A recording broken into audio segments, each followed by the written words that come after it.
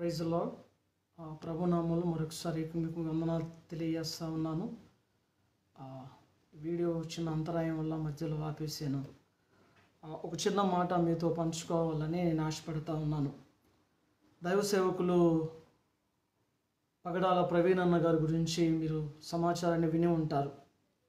దేవుడు తనను ప్రేమించి వారికి అనుగ్రహించిన పరిచర్యను, దేవుడు వారికి అనుగ్రహించిన బాధ్యతను వారు తుది శ్వాస వరకు చక్కగా నిర్వర్తించారని నేను నమ్ముతా ఉన్నాను.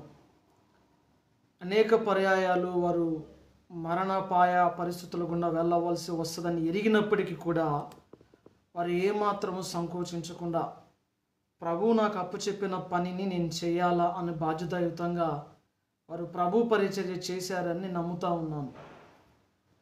అపోస్తలుడైన పౌలు యెరూషలేముకు వెళ్ళవలసి వచ్చినప్పుడు అతడు ఎలాగున్న బంధించబడి అతడు అన్యుల చేతికి అప్పచెప్పబడతాడో ముందే దేవుడు పరిశుద్ధాత్మ ద్వారా బయలుపరిచినప్పటికీ, శిష్యులు వెళ్ళవద్దని బ్రతిమలాడుకున్నప్పటికీ పౌలు భక్తుడు చక్కని మాట అంటాడు. అపోస్తలుల కార్యాలు 21వ అధ్యాయం 13వ వచనాన్ని చూస్తే పౌలు భక్తుడు ఎలా అంటాడు: పౌలు ఇంకెందుకు మీరు ఏడ్చి నా గుండెలు బద్దలు చేసెదరేలా, నేనైతే ప్రభువైన యేసు నామము నిమిత్తము యెరూషలేములోను బంధింపబడుటకు మాత్రమే గాక చనిపోవుటకును సిద్ధముగా ఉన్నాను అనే మాటనే పౌలు భక్తుడు సెలవిస్తూ ఉన్నాడు.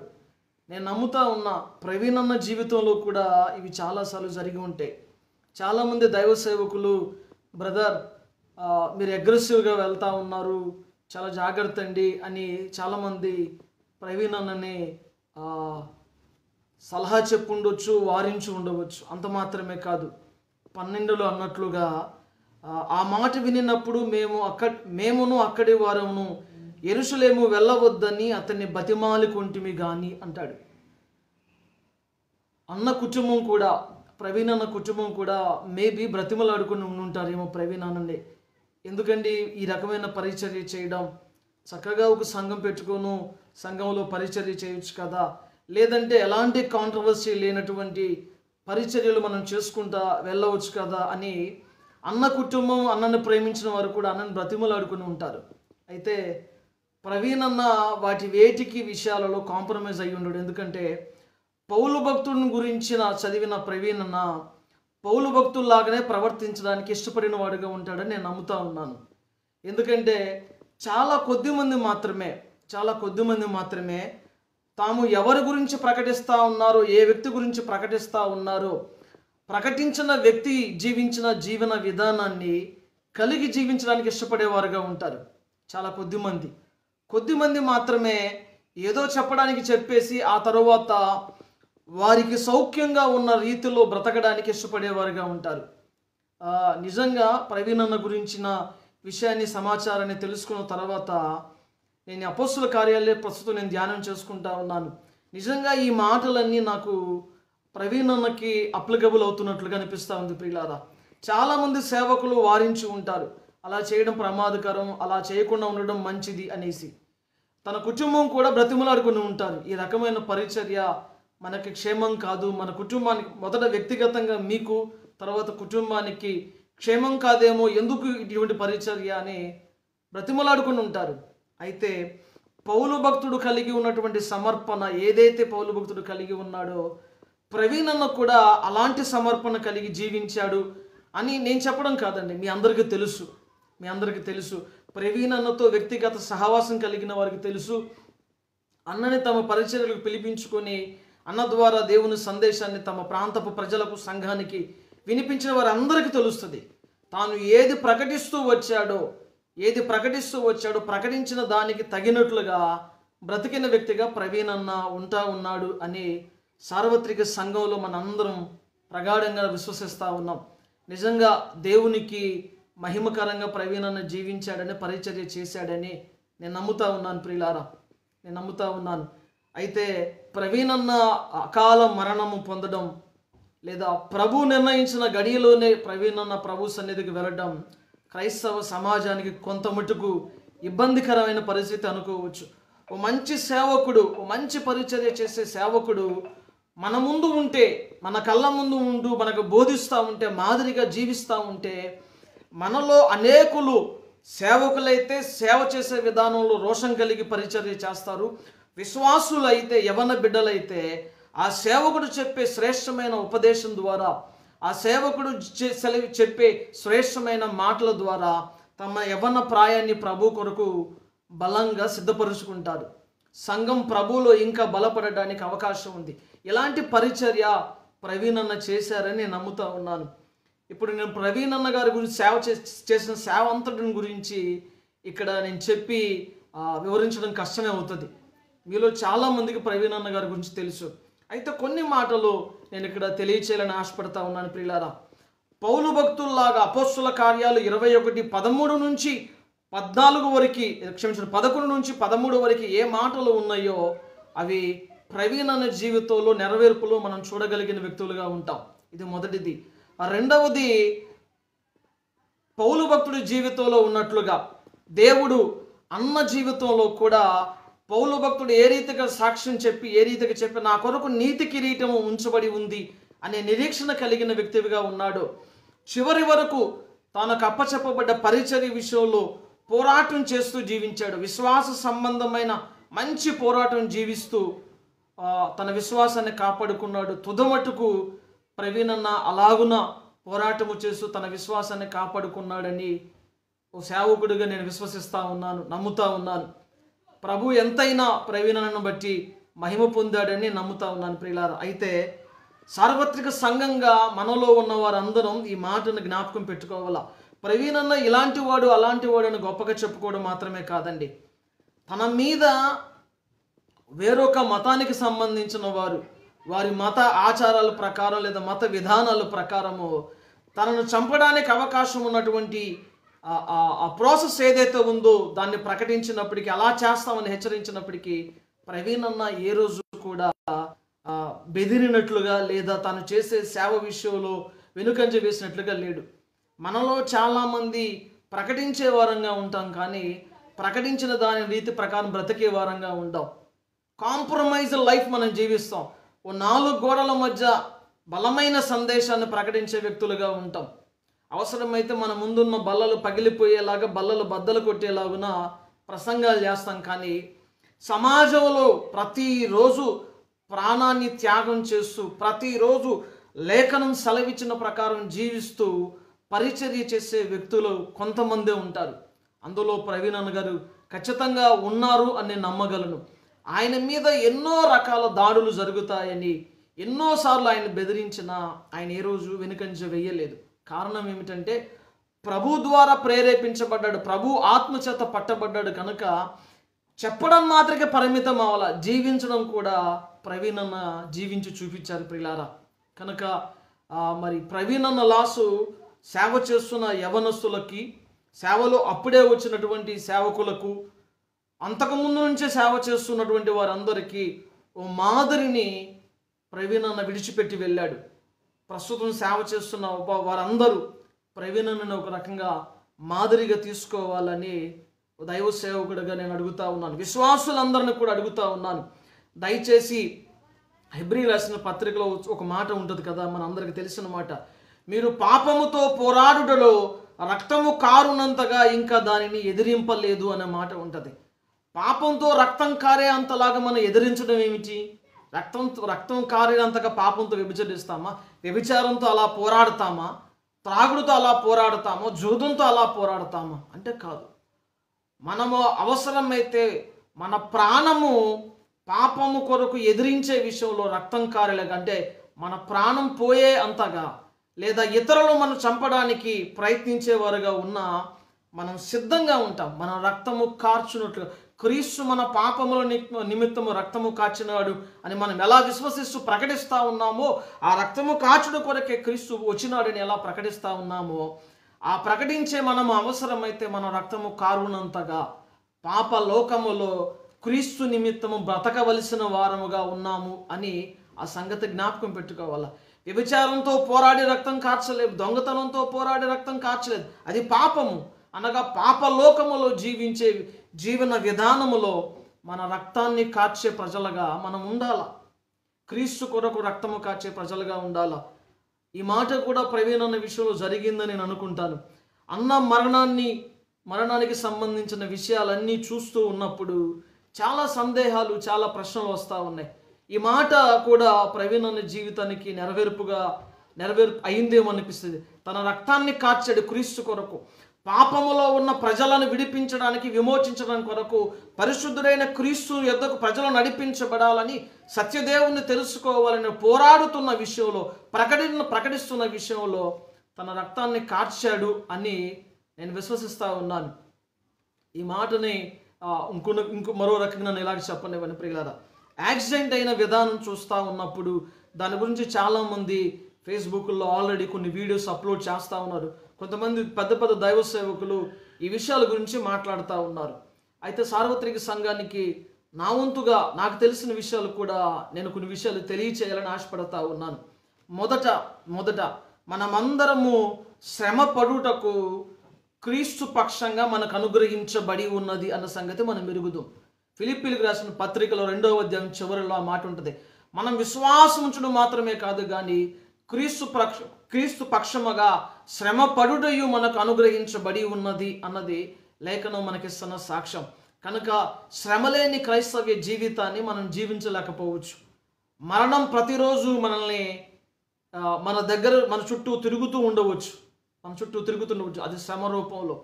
ఆదిమ భక్తులు ఎలాగున శ్రమ పొందారో ఈ కడవరి దినాలలో క్రైస్తవులుగా ఉంటున్న మనం కూడా మన విశ్వాసాన్ని కాపాడుకోవడం కొరకు, మన విశ్వాసాన్ని ప్రకటించడం కొరకు ఈ 2 విషయాలలో మనము రక్తము కార్చవలసిన పరిస్థితి దగ్గరగా ఉండవచ్చు ప్రియులారా. రక్తము కార్చే పరిస్థితులు ప్రభు మన కొరకు అనుమతించవచ్చు. క్రైస్తవ సమాజం ఎదురు చూస్తూ ఉంది కదా యేసుక్రీస్తు రాకడ కొరకు. యేసయ్య రానై ఉన్నాడు, సూచనలు నెరవేరుతూ ఉన్నాయి, ప్రవచనాలన్నీ నెరవేరుపుతూ ఉన్నాయి అని చాలామంది చెప్తా ఉన్నారు. అయితే నాదొక మాట, విశ్వాసులుగా మరి మన జీవితాల్లో క్రీస్తు నిమిత్తము మనము రక్తము కార్చవలసిన పరిస్థితి రాకుండానే మనం వెళ్ళిపోతామంటామా? మనం క్రీస్తు పక్షముగా శ్రమపడడం మనకు అనుగ్రహించబడి ఉన్నది అన్న మాట మన బ్రతుకుల్లో నెరవేరకుండానే వెళ్ళిపోతుంది అంటారా? నేను ఎందుకు ఈ మాట చెబుతా ఉన్నానంటే, ప్రవీణ్ అన్న మరణము క్రైస్తవ సమాజానికి ఒక విషయాన్ని జ్ఞాపకం చేస్తూ ఉంది.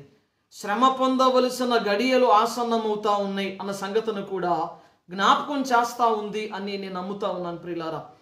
అన్న మరణము మనందరికి ఒక మేలుకొలుపు. ఎందుకు అంటే క్రీస్తు కొరకు రోషం కలిగి బ్రతకడానికి మేలుకొలుపు, శ్రమలు ఎదుర్కోబోవడానికి మేలుకొలుపు అన్నది కూడా జ్ఞాపకం పెట్టుకోవాలా. నేను ఒక మాట చెప్తాను. మిషనరీ పరిచర్య చేస్తూ ఉన్నప్పుడు మాకు నేర్పిన ఒక పాఠం, మాకు తెలియచేసిన ఒక పాఠం, ఎక్కడ క్రీస్తు పక్షంగా రక్తం చిందించబడిందో అక్కడ క్రీస్తు నిమిత్తమైన బలమైన పరిచర్య ప్రభు జరిగిస్తాడు అని మేము వింటా ఉన్నాం. ఆ ప్రాంతాల్లో చూడటం కూడా జరిగింది ప్రియులారా. దైవ సేవకులు ప్రవీణ్ అన్న కార్చిన రక్తం, క్రీస్తు కొరకు హతసాక్షిగా చేయబడ్డటువంటి ప్రవీణ్ అన్నను బట్టి, తన రక్తాన్ని బట్టి ఖచ్చితంగా అనేకుల విశ్వాసాలు బలపరచబడతాయి, అనేకులు క్రీస్తులో రోషం కలిగి బ్రతుకుతారు అని నమ్ముతా ఉన్నాను. తన దాసులు కార్చిన రక్తాన్ని దేవుడు మరిచేవాడు కదా.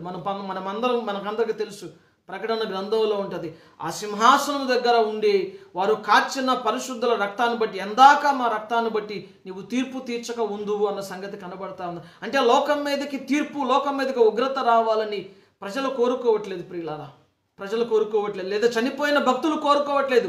మమ్మల్ని చంపారు కదా, వాళ్ళ మీదకి ఉగ్రత రానివ్వకుండా ఎంతకాలం ఉంటుంది అనుకోవట్లేదు. ప్రభువా, మా మరణము ద్వారా అనేకులు రక్షణ పొందాలా, నీ రక్తము ద్వారా ఎలాగున మేము రక్షణ పొందాము, నీ రక్తము ద్వారా ఎలాగున మేము విశ్వాసులుగా మార్చబడ్డాము, మా రక్తము ద్వారా కూడా అనేకులు రక్షణ పొందాల ప్రభువా అని వారి ప్రార్థన అయి ఉంటుందని నమ్ముతా ఉన్నాను. హేబేలు చనిపోయినప్పుడు ప్రభు అంటాడు కదా, అతని రక్తము భూమిలో నుంచి మొరపెడతా ఉంది అని. ఎందుకు? నాకు న్యాయం తీర్చమని నా అన్నను చంపమనా, నన్ను చంపిన నా అన్నను చంపమనా, నా అన్న మీదకు ఉగ్రత రానిమ్మనా? కాదు. ఏ సత్క్రియను తన అన్న చేయలేకపోయాడో, ఏ విశ్వాసాన్ని తన అన్న కలిగి ఉండలేకపోయాడో ఆ విషయంలో దేవుడు కనికరించేలాగున, దేవుడు తన అన్నను జ్ఞాపకం చేసుకునేలాగా, లేదా రానున్న తరము జ్ఞాపకం చేసుకునేలాగున ఉండాలి అని భక్తుడు మొర. భక్తులు చనిపోతా ఉన్నప్పుడు వారి మరణం ద్వారా దేవుని ఉగ్రత దిగిరావాలని ఏ భక్తుడు ప్రార్థన చేయలేదు. ఎందుకు చేయలేదు అంటే, మాదిరి మన యేసయ్య శిలువలో తన రక్తాన్ని కార్చవలసిన పరిస్థితి వచ్చినప్పుడు, కారుస్తున్న వేళ ఆ శిలువలో వేలాడుతున్నప్పుడు ఆయన అన్న మాట, తండ్రి వీరేమి చేయుచున్నారో వీరెరుగురు, వీరిని క్షమించమన్నాడు. తండ్రి ద్వారా క్షమాపణ రావాలనే, తండ్రి ద్వారా కనికరం రావాలనే ఆయన శిలువలో ఆ మాట పలికాడు తప్ప, నన్ను హింసిస్తున్న ఈ ప్రజల మీదకి నీ ఉగ్రత దిగిరానివయ్యా అని యేసయ్య శిలువలో ఆ మాట పలకలేదు ప్రియులారా. తండ్రి కనికరమే, తండ్రి కృపయే శ్రమ పొందుతా ఉన్న ఆయన శ్రమ చేస్తున్న ప్రజల మీదకి రావాలని కోరుకున్నాడు. స్టెఫను రాళ్లతో కొట్టబడతా ఉన్నప్పుడు కూడా స్టెఫను కూడా అదే మాట అన్నాడు, వీరు చేస్తున్న పాపాన్ని బట్టి వీరు క్షమించి, వీరేం చేయుచున్నారు వీరికి తెలియదని స్టెఫను కూడా అలాగనే కోరుకున్నాడు ప్రియులారా.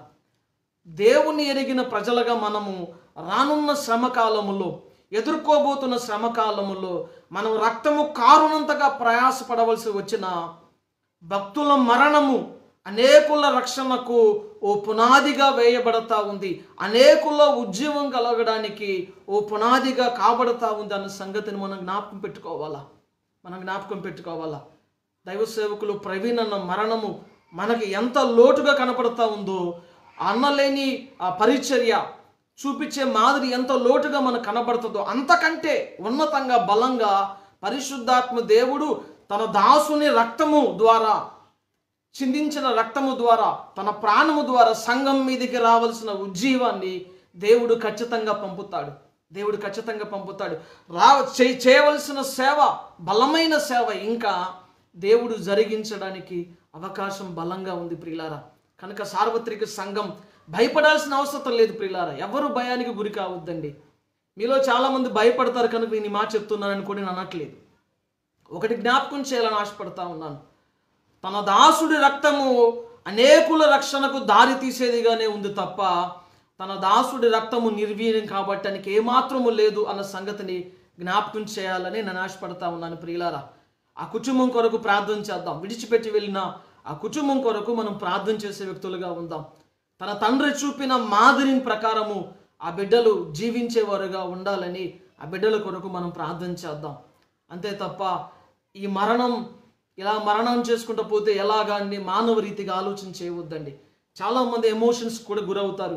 ఆ సంగతి చూసినప్పటి నుంచి కూడా నాకు కూడా చాలా బాధేసింది. ఎమోషన్గా ఏదో చేయాలని నేను అనుకున్నాను, కానీ పరిశుద్ధాత్మ దేవుడు, ఒరే నువ్వు ఎందుకురా అంత ఎమోషన్ గురవుతా ఉన్నావు, అపోస్తుల కార్యాల 21లో ఏం జరిగిందో చూసుకో, అక్కడ పౌలు విషయంలో ఏం జరిగిందో భక్తులుగా ఉన్న వారి జీవితంలో జరుగుతుంది, అవసరమైతే నీ జీవితంలో కూడా జరుగుతుంది. అంతే తప్ప కొత్తగా ఏమీ జరగదు. అయితే మీరు ప్రారంభము నుంచి ఎలా బ్రతకాలంటే, బ్రతుకుడు క్రీస్తే చావైతే లాభమే అన్నట్లుగా మనం బ్రతకాల. ఏ దినాన మన గడియ ముగిసిపోతుందో మనకు తెలియదు కనుక బ్రతికిన ప్రతిరోజు ప్రభు కొరకు రోషం కలిగి బ్రతకాల. ప్రభువుని ప్రకటించే విషయంలో ఎల్లప్పుడూ స్థిర మనసు కలిగి, సిద్ధపాటు కలిగి ఉండాలి, పరిగెత్తాల. అందుకే చాలామంది దైవ సేవకుల మిషనరీలు ఎందుకు వారు ప్రయాసపడతా ఉన్నారు? సువార్త పరిచర్య కొరకు అనేక ఆత్మలు రక్షణ పొందాలని వారు ఎందుకు పిలుపునిస్తూ ఉన్నారు? వారికి పని పాట లేదు. దేవుని యొక్క భారము వారి హృదయాలలో ఉంది ప్రియులారా. ఈ మాటలు కొంచెం ముందుకు వెళ్తే ఏథెన్సు పట్టణంలో జరిగిన అనుభవాలన్నిటినీ మనం చూస్తే మనకు అర్థమవుతుంది ప్రియులారా.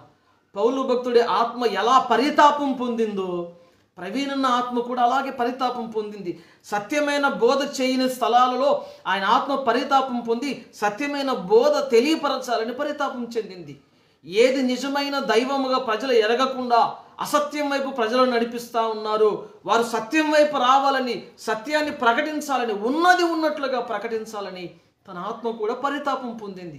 అలా పరితాపం పొందిన పౌలు తాను చనిపోవలసిన గడియ ఆసనం అవుతే ఏమాత్రము వెనుకంజ వేయలేదు. నువ్వు చనిపోతావు, అక్కడికి వెళ్తే నువ్వు అప్పచెప్పబడతావు, అక్కడికి వెళ్తే అని తెలిసినా కూడా పౌలు భక్తుడు క్రీస్తు నిమిత్తం బంధించబడడం మాత్రమే కాదు, చనిపోవడానికి కూడా నేను సిద్ధంగా ఉన్నానని తనతో ఉన్న వారందరిని బలపరిచి యెరూషలేములోనికి ప్రయాణమయ్యాడు. అనగా శ్రమల కొలిమిలోనికి అడుగులు వేసుకుంటూ వెళ్ళాడు అపోస్తుడైన పౌలు. ప్రవీణన్న గారు కూడా తన మీద తను చంపుతానని పలికినప్పుడు ఏ రోజు భయపడాల. మరణానికి ఆయన అందుబాటులో ఉన్నాడు. ఇంకో రకంగా చెప్పుకోవాలంటే పాపాన్ని చేస్తున్న ప్రజలు, సత్యదేవుని ఎరగని ప్రజలు తను చంపడానికి ఆయన ఒక రకంగా అందుబాటులోనే ఉన్నాడు ప్రియులారా. అందుబాటులో ఉన్నాడు. మరణానికి అందుబాటులో ఉన్నాడు. ఓ క్రైస్తవుడికి కావలసిన గుణం ఏంటో తెలుసా? ఆత్మ సంబంధంగా ప్రతిరోజు పాపాన్ని చంపుకుంటూ రావడం ఒకటైతే, అలా చంపుకుంటూ వస్తున్న పాపాన్ని బట్టి ఇతరులను కూడా తమలో ఉన్న పాపాన్ని చంపుకునేలాగా ప్రోత్సహిస్తూ ఉన్నప్పుడు అపవాది చంపడానికి అనేకులను ప్రేరేపిస్తాడు. అయినా భయపడకూడదు. ప్రతిరోజు పాపాన్ని మనం చంపుకుంటూ వస్తున్నట్లుగా అవసరమైతే శరీర రీత్యా క్రీస్తు కొరకు చనిపోవడానికి మనం సిద్ధంగా ఉండాలి. మరణానికి అందుబాటులోనే మనం ఉండాలి. మరణమా నీ ముల్లెక్కడని పౌలు భక్తుడు అన్నట్లుగా మనం కూడా ప్రతిరోజు సిద్ధంగా ఉండాలండి.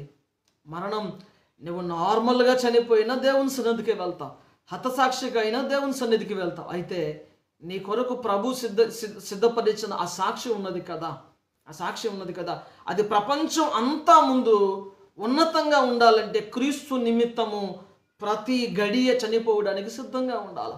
ప్రతిరోజు మరణం గురించి ఆలోచించకుండా మరణించడానికి కూడా నీవు సిద్ధంగా ఉండాలి. ఒకవేళ మరణం ఈ రోజు నా దగ్గరకు వస్తే, సువార్తను ప్రకటించడం ద్వారా, క్రీస్తును ప్రకటించడం ద్వారా మరణం నా దగ్గరికి వస్తే, మరణం నన్ను మింగివేసే పరిస్థితి వస్తే, నిస్సందేహంగా ఏమాత్రం భయం లేకుండా మనం సిద్ధంగా ఉండాలి. అలా సిద్ధంగా లేకుండా కాంప్రమైజ్డ్ భక్తిని మనం అభ్యాసం చేస్తూ ఉన్నట్లయితే, క్రీస్తు న్యాయపీఠం దగ్గరికి పోయిన తర్వాత ప్రపంచం అందరి ముందు బలా నమ్మకమైన మంచి దాసుడా అని ప్రభు నీ గురించి పలకడు. నీ గురించి పలకడు.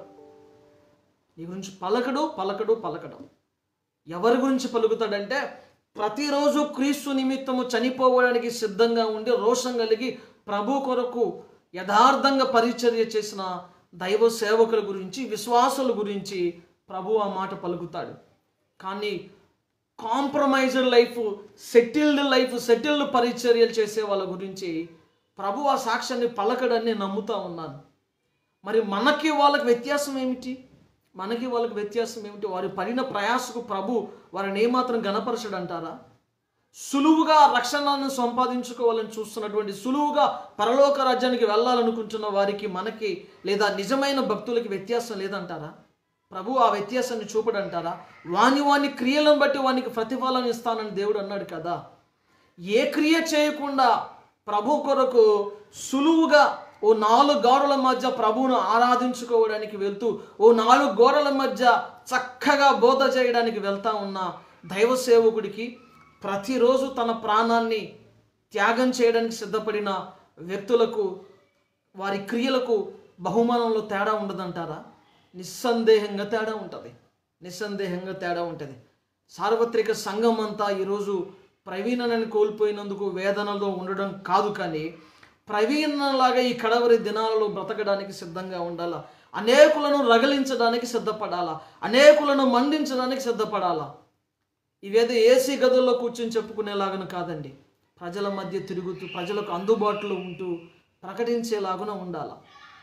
అటువంటి పరిచర్య ప్రతి సేవకుడు, అటువంటి జీవితం ప్రతి విశ్వాసి జీవించవలసిన అవసరం ఎంతైనా ఉంది. సౌఖ్యమైన జీవితం జీవించడం క్షేమం కాదు. రానున్న శ్రమ కాలంలో, ఆ వేదనకరమైన పరిస్థితుల్లో మన విశ్వాసం సన్నగిల్లిపోతుంది. ధైర్యంగా ప్రభు కొరకు నిలబడలేకపోతే శ్రమకాలంలో నీవు క్రీస్తుని విడిచిపెట్టి వెళ్ళిపోతావు.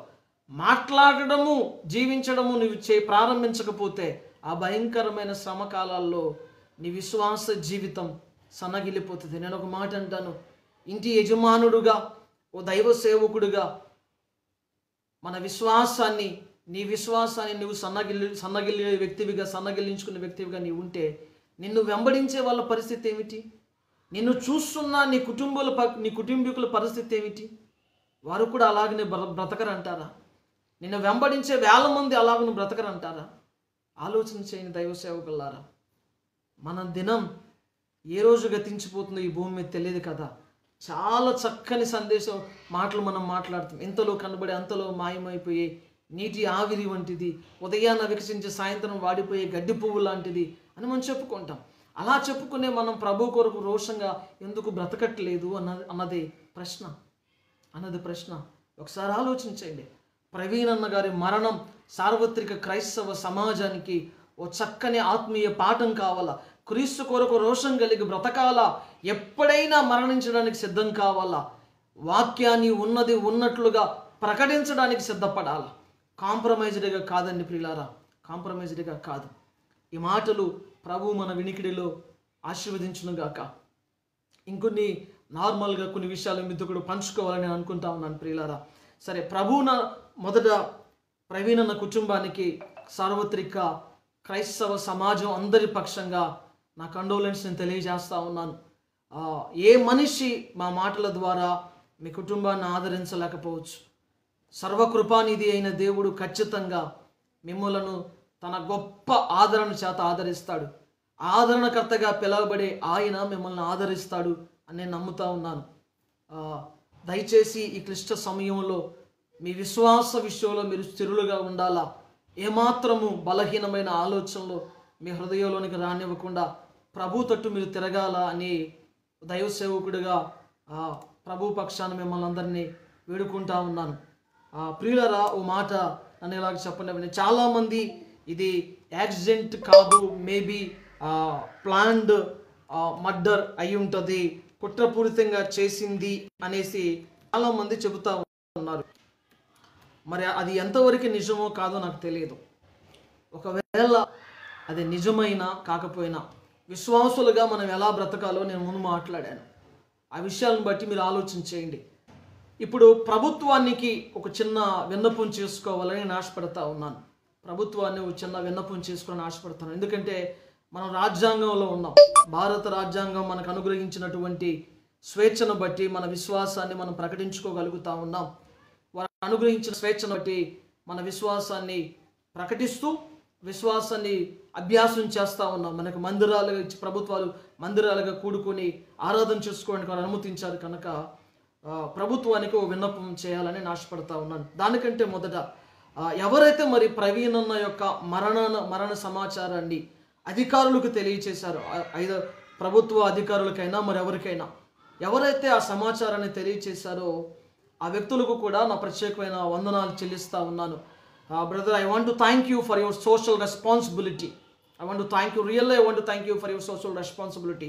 చాలామంది ప్రమాదాలు జరుగుతుంటే వీడియోలు తీసుకొని వెళ్ళిపోయేవారుగా, అప్లోడ్ చేసేవారుగా ఉంటారు. కానీ మీరెవరో మరి దైవ సేవకులు అక్కడ చనిపోయి ఉన్న పరిస్థితిని చూసి ఆ సమాచారాన్ని పోలీస్ యాక్ట్ ఇచ్చి మీ యొక్క కర్తవ్యాన్ని చక్కగా నిర్వర్తించారు. నాకెందుకు, ఇదేమవుతుందో, ఎటు వెళ్తుందో, నా మెడకు చుట్టుకుంటుందేమో అని ఆలోచన చేయకుండా ఓ బాధ్యత కలిగిన పౌరుడిగా మీ విధిని చక్కగా నిర్వర్తించారు. అందును బట్టి నిజంగా మీకు నా అభినందనలు తెలియచేస్తా ఉన్నాను. క్రైస్తవ సమాజం పక్షానకు కూడా మీకు నా వందనాలు తెలియచేస్తా ఉన్నాను. ఇది మొదట వారి కృతజ్ఞత. తరువాత పోలీస్ శాఖ వారు కూడా తర్వాత వెంటనే త్వరగా వారు ఆ విషయాల్లో రైట్గా అప్రోచ్ అయ్యి ఉంటారని నేను నమ్ముతా ఉన్నాను. అందును బట్టి కూడా వారికి వందనాలు చెల్లిస్తూ ఉన్నాను. కొన్ని నా సందేహాలు త్వరగా నేను ముగించేస్తాను ప్రియులారా. అయ్యా, యాక్సిడెంట్ జరిగిన ఆ ఫోటో విధానం చూస్తూ ఉంటే అది యాక్సిడెంటా కాదన్నట్లుగా ఉంటుంది. జనరల్గా బైక్ యాక్సిడెంట్ అయితే నేను వెళ్ళి, ఉదాహరణకు బైక్ డ్రైవ్ చేస్తున్నా, నేను వెళ్ళి ఏదైనా బండిని హిట్ చేసినా, ఏదైనా బండి నన్ను హిట్ చేస్తే 90% బండి నేను ఒకే దగ్గర ఉండడం చాలా కష్టం. అది ఎప్పుడు సాధ్యం అంటే ఎదురుగా ఏదన్నా ఒక గోడ ఉంటే, ఏదన్నా ఒక వెహికల్ ఉంటే అది హిట్ చేసి ఇంక పోవడానికి ఛాన్స్ లేదు కనుక నా బాడీ నా వెహికల్ రెండు కొట్టుకుని అక్కడే ఆగిపోతాయి. కానీ ప్రవీణ్ అన్న బాడీని చూస్తూ ఉంటే అదొక ఓపెన్ ఏరియా, ఏదో ఒక కచ్చడా ప్లేస్లో కనపడతా ఉంది. ఆ ప్లేస్లో బాడీ వెహికల్ రెండు ఒకే దగ్గర ఉన్నాయి. ఒకవేళ నిజంగా అన్న ఏదన్నా వెహికల్ గుద్ది ఉంటే ఇది జరిగేది కాదు. లేదా అన్ననే ఏదన్నా వెహికల్ గుద్ది ఉంటే ఇలా బాడీ ఉండడానికి ఆస్కారం ఉండదేమో అనిపిస్తుంది. లేదు, సెల్ఫ్ యాక్సిడెంట్, కంట్రోల్ తప్పి జరిగిన యాక్సిడెంట్ అని అనుకుంటే కూడా అది కూడా సేమ్. కంట్రోల్ తప్పి యాక్సిడెంట్ జరిగితే వెహికల్ని పట్టుకొని ఉన్న పొజిషన్స్, ఉన్న పరిసరాలు చూస్తుంటే సేమ్ అన్న అక్కడ దాకా అలాగా డ్రాగ్ అవుతాడా అంటే కష్టం అనిపిస్తూ ఉంది. అలా జరిగే అవకాశం లేదేమో అనిపిస్తూ ఉంది. ఇది రెండవది. ఇకపోతే మూడవది, ఒకవేళ సెల్ఫ్ యాక్సిడెంట్తో పడిపోయి స్కిడ్ అయిపోయి వెళ్ళిపోతే బాడీకి సంబంధించిన మిగతా ప్రాంత భాగాలు లేదా వస్త్రాలు చిరిగిపోవడానికి కూడా ఆస్కారం ఉంటుంది. ప్రస్తుతానికి బయటికి వచ్చినటువంటి ఆ ఫోటోలు, వీడియోస్ ఆధారంగా చూస్తే అవేం లేదు, అవేం కనిపించట్లా. మ్యాక్సిమము తల మీద మాత్రమే గాయాలైనట్లుగా కనబడతా ఉన్నాయి. ఒకవైపు హెల్మెట్ కూడా ఉంది అని అంటా ఉన్నారు కొంతమంది. ఆ పిక్చర్స్, ఆ ఇమేజెస్ రాలేదు. హెల్మెట్ ఉన్నా కూడా దేనికన్నా బలంగా తగిలితే ప్రమాదం జరిగే ఆస్కారం ఉంది, చనిపోవడానికి కూడా ఆస్కారం ఉంది. కానీ ఆ పరిస్థితి కనబడుతున్నట్లుగా ఏమనిపించట్లేదు. రెండవది, సమాచారం వచ్చినటువంటి సందర్భం నుంచి ఆ ప్రాంతానికి వెళ్ళిన తర్వాత పోలీస్ శాఖ వారు ప్రిజర్వ్ చేయవలసినటువంటి ఆ యొక్క ఎవిడెన్స్ని ప్రాపర్గా ప్రిజర్వ్ చేశారా లేదా, భద్రంగా ఆ ఎవిడెన్స్ని దాచిపెట్టారా లేదా, తీసుకోవాల్సిన ఫొటోస్ ప్రాపర్గా తీసుకున్నారా లేదా, పోలీస్ శాఖ వారు మరొకసారి పునర్పరిశీలన చేసుకోవాల్సిందిగా వాళ్ళని బ్రతిమలాడుకుంటా ఉన్నాను. ఆల్రెడీ ఆ ప్రాంతంలో ఉన్న దైవ సేవకులు మిమ్మల్ని కలిసి రిక్వెస్ట్ చేస్తూ ఉన్నారు. ఎవరైతే మొదట ఫోన్ రిసీవ్ చేసుకున్న ఆ ప్లేస్కి వెళ్ళారో వాళ్ళని మరలా ఒకసారి రిపీటెడ్గా మీరు క్వశ్చన్లు వేసుకోవాల్సిందిగా నేను అడుగుతా ఉన్నాను. ప్రాపర్ ఎవిడెన్స్ని మీరు ప్రిజర్వ్ చేయకపోతే ఇది ప్రజలందరికీ కలుగుతా ఉన్న సందేహం, ఇంక్లూడింగ్ మీ, మా అందరికీ కలుగుతా ఉన్న సందేహాన్ని రేపటి రోజున మీరు నివృత్తి చేయవలసి వచ్చినప్పుడు ఆ ఎవిడెన్స్ లేకపోతే కష్టం. కనుక ప్రైమరీ ఎవిడెన్స్ అన్నిటినీ మీరు ప్రాపర్గా ప్రిజర్వ్ చేశారా లేదా, ఆ సమాచారాన్ని మరలా పోలీస్ శాఖ వారు త్వరగా, సమయం దాటిపోతే కష్టం కనుక త్వరగా ఆ విషయాన్ని మీరు పరిగణలోకి తీసుకోవాల్సిందిగా కోరుతా ఉన్నాను. ఈ సమాచారాన్ని మిగతా వాళ్ళు కూడా పోలీస్ శాఖ వారికి వీలైతే మీరు ఆల్రెడీ కొంతమంది చేసి ఉండవచ్చు, కాకపోతే ఈ పాయింట్ కూడా ఒకసారి రిమైండ్ చేయండి ప్రియులారా. రెండవది, వెహికల్ హిట్ చేస్తే హిట్ చేసిన వెహికల్ ఎక్కడికి వెళ్ళిపోయింది, దాన్ని ఏదైనా సీజ్ చేశారా? ఒకవేళ సెల్ఫ్ డ్రివెన్ యాక్సిడెంట్ అయితే వేరొకటి, లేదు హిట్ చేసిన పరిస్థితి అయితే హిట్ అయిన వెహికల్ ఏది, ఎక్కడ ఉంది, అది దాని గురించి సమాచారం రాలేదు. సో 99% ఇది సెల్ఫ్ యాక్సిడెంట్గానే క్లెయిమ్ చేస్తూ ఉన్నారు. కనుక ఆ సెల్ఫ్ యాక్సిడెంట్ అని క్లెయిమ్ చేయడానికి పరిసర ప్రాంతాల్లో ఉన్న CCTVsని వాళ్ళు క్యాప్చర్ చేయగలిగారా లేదా, వాటిని భద్రపరిచారా లేదా అన్న సమాచారాన్ని కూడా పోలీస్ శాఖ వారు ఒకసారి ఆలోచన చేయాలా. దయచేసి పోలీస్ శాఖ వారు ఈ విషయంలో ఒకసారి పూర్ణ పరిశీలన చేసుకోవాల్సింది కోరుతా ఉన్నాను. ఇకపోతే రెండవది, సెల్ఫ్ యాక్సిడెంట్ అయితే వెహికల్ డ్యామేజ్ యొక్క సిచ్యువేషన్స్ ఏంటి? వెహికల్ డ్యామేజ్ యొక్క సిచ్యువేషన్స్ మన వాళ్ళు క్రైస్తవులుగా ఉన్నవారు ఒకసారి ఆ వెహికల్ను కూడా పరిశీలించండి. వీలైతే మీరు ఫొటోస్ కానీ వీడియోస్ కానీ ఆ వెహికల్ ఇవి క్యాప్చర్ చేయడానికి ప్రయత్నించండి. సెల్ఫ్ యాక్సిడెంట్ అయినప్పుడు ఒక రకంగా బండి స్కిడ్ అయి వెళ్ళాల్సి వస్తే దానికి మ్యాక్సిమం ఎటువంటి కోణంలో బండి డ్యామేజ్ అవుతుంది, అలా రీతిగా నిజంగా బండి డ్యామేజ్ అయిందా లేదా, ఇవన్నీ సందేహాలే అండి. ఇవన్నీ ఎందుకు మీరు ఇలా ఆలోచన చేస్తారనవచ్చు. ఒక మాట చెప్తా ఉన్నాను, రేపటి రోజున ఒకవేళ ఇది కుట్రపూరితంగా జరిగిందని తెలిసినా మేమేమి తిరిగి మీ ప్రభుత్వాల మీద హింసాకాండకు దిగం. అది మా రక్తంలో లేదు, మా యేసయ్య రక్తంలోనే లేదు. క్రైస్తవుడు ఎప్పటికీ శాంతియుతంగానే తన నిరసనలను తెలియచేస్తాడు, తన నిరసన మౌనంగానే తెలియచేస్తాడు తప్ప ఎక్కడ హింసాత్మకమైన దాడులు చేయడు. క్రైస్తవ సమాజాన్ని కూడా నేను బ్రతిమలాడుకుంటా ఉన్నాను. ఒకవేళ రేపటి దినాన్న ఇది కుట్రపూరితంగా ఒక వర్గం వారు చేసింది అని తెలిస్తే దయచేసి మీలో ఎవరు కూడా తొందరపడి ప్రభువు మనకు నేర్పించిన మాదిరి ప్రకారము భక్తిని అభ్యాసం చేయాలి తప్ప తొందరపడి హింసకు మనం దిగకూడదు. ప్రభువారు చూపిన మాదిరిని, పౌలు భక్తుడు చూపిన మాదిరిని, స్టెఫను చూపిన మాదిరిని మనం కలిగి ఉండాల. సంఘము చూపిన, ఆదిమ సంఘము చూపిన మాదిరిని మనం కలిగి ఉండాల. ఆ కోణంలో కూడా మనము మన నిరసన తెలియచేయాల్సి వస్తే అలా తెలియచేయాలి తప్ప ఎక్కడ హింసకు ప్రేరేపించబడద్దండి. దయచేసి కొంతమంది దైవ సేవకులకు నా ప్రత్యేకమైన మనవి, కొంతమంది యూట్యూబ్లో వీడియోస్ ఇచ్చేటప్పుడు, క్షమించండి ఆ మాట ఉపయోగించినందుకు, మీరు కొంతమంది యూట్యూబ్ ఛానల్స్కి మీరు ఇంటర్వ్యూస్ ఇస్తూ ఉన్నాడు. అక్కడ మీ భావ ప్రకటన, మీరు మాట్లాడే విధానం అంత ఆమోదయోగ్యంగా లేదు. అవతలవాడు అలా మాట్లాడుతూ ఉన్నాడు కదా, అవతలవాడు ఎలా చేస్తూ ఉన్నాడు కదా అని మీరు అంటూ ఉన్నారు. అయ్యా నాదొక మాట, మీరు మాట్లాడే ప్రతి మాట, మీరు వేసే ప్రతి అడుగు ఇప్పుడు క్రైస్తవ సమాజాన్ని అంతటికీ ప్రమాదభరితంగా మారుతుందేమో ఆలోచన చేయండి. ఎస్పెషల్లీ ఈ ఇన్సిడెంట్ ప్రవీణ్ అన్న గారి విషయంలో మీరు చాలా ఆచితూసి మాట్లాడాలి. మీ నోటి నుండి వచ్చే ప్రతి మాట యోగ్యమైన మాటగా ఉండాలి. కాని మాట, అల్లలతో కూడిన ఆటపాటలైన బూతులైన ఇలాంటివేవి సరసోక్తులైన ఇలాంటివేవి మన నోట రాకూడదని ప్రభు చెప్పాడు. కానీ చాలామంది భయంకరమైన పదాలు మాట్లాడుతూ ఉన్నారు, బూతులు మాట్లాడుతూ ఉన్నారు. అయ్యా నేను ఒక మాట చెప్తాను, అది మీ వ్యక్తిగతమైంది కావచ్చు, మీ వ్యక్తిగతమైంది కానీ సార్వత్రిక సంఘానికి దాన్ని ఆపాదించవద్దు. కనుక అన్నను ప్రేమించిన ప్రతి విశ్వాసికి, ప్రతి సేవకుడికి నా మనవి, అయ్యా దీన్ని కండెమ్ చేయాల్సి వచ్చినప్పుడు, దీనిని ఖండించాల్సి వచ్చినప్పుడు మీ నోటి మాటల విషయంలో దయచేసి జాగ్రత్తగా ఉండండి. మీ ప్రవర్తన విషయంలో దయచేసి జాగ్రత్తగా ఉండండి. సమాజానికి క్రైస్తవులుగా మనం ఇవ్వాల్సిన సందేశము, మనం తెలియపరచవలసిన మన ప్రతిఘటన ఓ నెమ్మదికరమైనదిగా ఉండాలా, ఓ నెమ్మదికరమైనదిగా ఉండాలా. కేవలము ఒక అధ్యాయంలో ఉన్న మాటల ద్వారా గాంధీ గారు భారతదేశానికి స్వాతంత్రాన్ని తీసుకొచ్చే విధానంలో ఆయన జీవితాన్ని ప్రభావితంగా చూపించాడు. ఒక అధ్యాయం తన బ్రతుకును మార్చిందంట. ఆయన జీవితకాలం అంతా ఆ మాటను నమ్మాడు. యేసుక్రీస్తుని జీవితకాలం అంతా రక్షకుడిగా కలిగి జీవిస్తున్నాం, ప్రకటిస్తున్నాం అని చెప్తున్న మనము మన ప్రవర్తన, మన మాటలు తెలియచేయాల్సి వచ్చినప్పుడు మనం జాగ్రత్తగా లేకపోతే చాలా ప్రమాదం. కనుక దయచేసి క్రైస్తవ సమాజం అంతటికి నేను బ్రతిమలాడుకుంటా ఉన్నాను, ఎక్కడ ఉద్రిక్త కలిగించే ఏ మాట కూడా మీరు మాట్లాడొద్దండి. ఏ మాట మాట్లాడాలన్నా చాలా ఆలోచించి మాట్లాడండి. మనం తెలియచేయాల్సి అనుకున్న నిరసనలు, మనం చేయాలనుకున్న పోరాటం అంతా శాంతియుతంగానే ఉండాలా. ఇదే అదునుగా తీసుకొని మన తరపున పోరాటం చేస్తున్నట్లుగా మన తరపున అంటూ కొంతమంది దీన్ని అవకాశంగా తీసుకొని చేసే ప్రమాదం కూడా ఉంది. కనుక దయచేసి క్రైస్తవ సమాజం అంతా ఈ విషయంలో జాగ్రత్తగా ఉండండి. నాయకులుగా పిలువబడుతున్న వారు ఎవరైతే ఉన్నారో, అయా మీ సంఘాలలో ఉన్న విశ్వాసులకు, వ్యక్తులకు ఈ మాటలు తెలియచేయండి. వారు చేసే ఒక తొందరపాటు చర్య సంఘమంతటికి అపాయకరంగా మారుతుంది, సమాజానికి అపాయకరంగా మారుతుంది. కనుక మనం విశ్వసిస్తున్న, మనం సేవిస్తున్న మన రక్షణకర్త అయిన యేసుక్రీస్తు ప్రభు వారి విశ్వాస జీవిత యాత్రలో మనం జీవించవలసిన విధానం మనకు తెలుసు.